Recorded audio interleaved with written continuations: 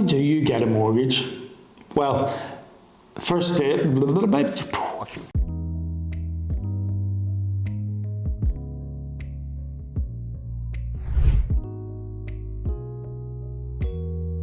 do you get a mortgage? Well, the first steps would be speak to an advisor, in my opinion. What you'll need to do is have some information together for them. Details like your current income, any credit commitments you've got, any future changes in either your income or those expenditure items, and they'll be able to help you find which is the best lender and how much you can borrow from those lenders then as well. The next stage in the process is to get an agreement in principle. That's when the lender will do a credit check and make sure that in their eyes you're credit worthy enough to get the mortgage that you want. They'll give you a certificate on this and confirm that you should be able to get the mortgage as long as everything else on the application is as you've said, and you can use this agreement in principle to put offers forward on a property. You've got your agreement in principle, you've found your property you want to buy, and you've negotiated a price. The next stage in the mortgage process is to make a full application for your mortgage. At this stage, the lender is likely to ask for proof of income and possibly bank statements and proof of your deposit. Once they've checked all of those and they're happy, they're likely to do a check on the property as well.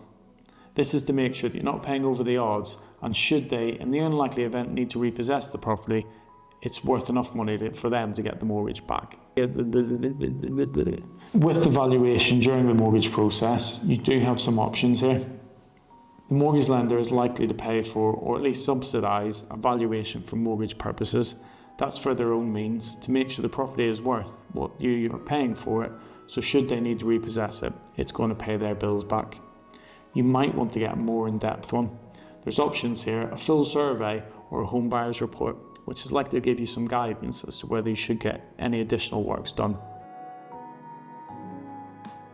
Your application's been checked, your proof of income's been ticked off, the underwriter's happy with everything they've looked at. At this stage, the mortgage lender is going to issue you with a mortgage offer.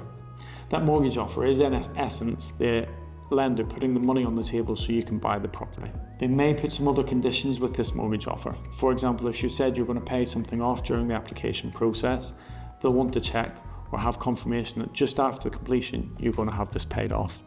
They'll also put a condition in that you have buildings insurance for the property, and they may have other local authority searches that they want your conveyancer to do. That's where your solicitors check in and do those things for you. So solicitors checked all the conditions on the mortgage, made sure they're all ticked off. They've asked for the funds from the lender and you've provided your deposit to your solicitor. That's the point where they'll hand the money over to the vendor and you'll get the keys. Congratulations. That's quite a whistle top. That's quite a whistle top tour. Not going to say that.